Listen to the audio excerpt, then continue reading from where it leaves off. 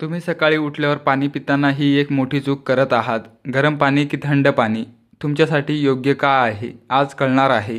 नमस्कार मित्रांनो, आपण रोज सकाळी उठल्यावर पाणी पितो, पण ते योग्य पद्धतीने पितो का? आज मी तुम्हाला सांगणार आहे सकाळी पाणी कसं प्यावं आणि त्याचे फायदे काय आहेत. नंबर 1, पाणी पिणं का महत्त्वाचं. रात्री 7 ते 8 तास झोपल्यावर आपलं शरीर डिहायड्रेट होतं, म्हणून सकाळी पाणी पिणं खूप महत्त्वाचं आहे.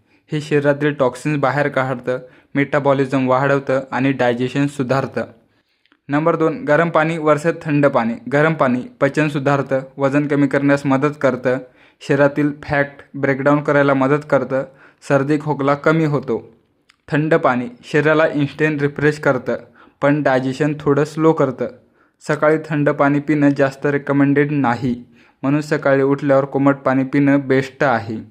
नंबर 3, पाणी कसं प्यावं. आता महत्त्वाचा प्रश्न, पाणी कसं प्यावं. उठल्यावर तोंड धुवून 1 ते 2 ग्लास पाणी प्या.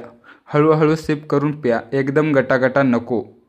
बसून पाणी प्या, उभं राहून नाही. शक्य असल्यास कोमट पाणी प्या. तुम्ही त्यात थोडं लिंबू किंवा मध घालू शकता, पण रोज नाही. लोक सकाळी पाणी पिताना या चुका करतात. खूप थंड पाणी पिणं, एकदम खूप पाणी पिणं, उभं राहून पाणी पिणं, ब्रश न करता पाणी पिणं. काही लोकांना चालतं, पण सर्वांसाठी नाही. जर तुम्हाला तुमचं हेल्थ इम्प्रूव्ह करायचं असेल तर आजपासून ही सवय बदला. सकाळी कोमट पाणी प्या आणि स्वतः फरक बघा.